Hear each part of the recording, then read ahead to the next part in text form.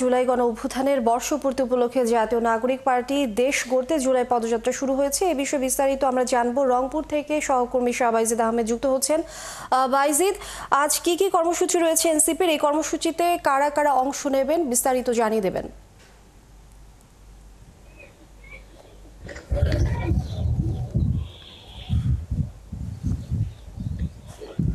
Linyi আজকে দিনব্যাপী নানা কর্মসূচির মধ্য দিয়ে পদযাত্রা পালিত হবে এবং রংপুরে সার্কিট হাউসে সহ আশেপাশে হোটেলগুলোতে নেতাকর্মীরা রয়েছেন এবং রংপুরের নেতাকর্মী সহ তারা কিন্তু ইতিমধ্যেই তারা রওনা দিয়েছেন সকাল 7টায়।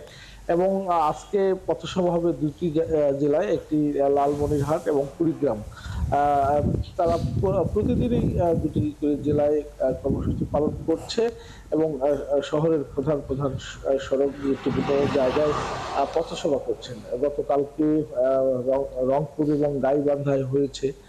যেহেতু তারা জুলাই আন্দোলনের নেতা, সেহেতু সাধারণ উৎসুক মানুষ এবং বিভিন্ন শ্রেণী পেশার মানুষ কিন্তু তাদেরকে এক নজর দেখার জন্য ছুটে এসেছেন, তাদের কথা শুনেছেন এবং সেখানে কিন্তু সাধারণ মানুষের কাছে এই এনসিপির নেতারা তারা কিন্তু তুলে ধরছেন এবং দেশ গড়ার যে পদযাত্রা তারা শুরু করেছেন সেটি চলবে এবং আগামীকালকেও রয়েছে এবং আজকে রাতে তারা নীলফামারীতে রাত্রি যাপন করবেন।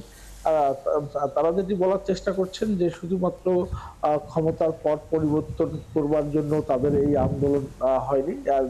তারা জুলাই সনদ যে ঘোষণাপত্র সেটি করতে চান, পাশাপাশি এই দেশের রাজনীতির ব্যাপক পরিবর্তন আনতে চান। বিশেষ করে উত্তরাঞ্চলের মুখপাত্র সার্জিস আলম তিনি কিন্তু উত্তরাঞ্চলকে নিয়ে বিভিন্ন পথসভায় কথা বলেছেন, এখানকার উন্নয়ন অগ্রগতি সেটি বলেছেন, পাশাপাশি রাজনৈতিক সংস্কারের বিষয়ে কথা বলেছেন এবং দেশের যে বিভিন্ন দুর্নীতি অনিয়ম টেন্ডারবাজি সেটি নিয়ে কথা বলেছেন এবং তারা সাধারণ মানুষকে বলছেন যে এই পরিবর্তনের যে সোপান, যদি পরিবর্তন তারা করতে চান সেজন্য সাধারণ মানুষকে তারা পাশে চান। এই জন্য তারা সারা বাংলাদেশে এই কর্মসূচি হাতে নিয়েছেন এবং তারা সব জায়গায় যাবেন এবং তারা উত্তরাঞ্চলে এখানে কিন্তু প্রায় এক কাতারে সব তারকারাই এসেছেন যারা জুলাই আন্দোলনে একসাথে তারা কাঁধে কাঁধ মিলিয়ে লড়েছিল, তারা কিন্তু এসেছেন এবং তারা বিভিন্ন শ্রেণী পেশার মানুষের সাথে কথা বলছেন। আজকে লালমনিরহাট এবং কুড়িগ্রাম দুটি জায়গায় তাদের পথসভা এবং এই পদযাত্রা রয়েছে এবং সেখানে আইন শৃঙ্খলা বাহিনীর সদস্যের পক্ষ থেকে সব ধরনের নিরাপত্তা দেওয়া হচ্ছে এবং কোনো ধরনের কোথাও যেন বিশৃঙ্খলা না হয় সেটি আইন শৃঙ্খলা বাহিনীর সদস্যরা সেটি কিন্তু তারা দেখছেন।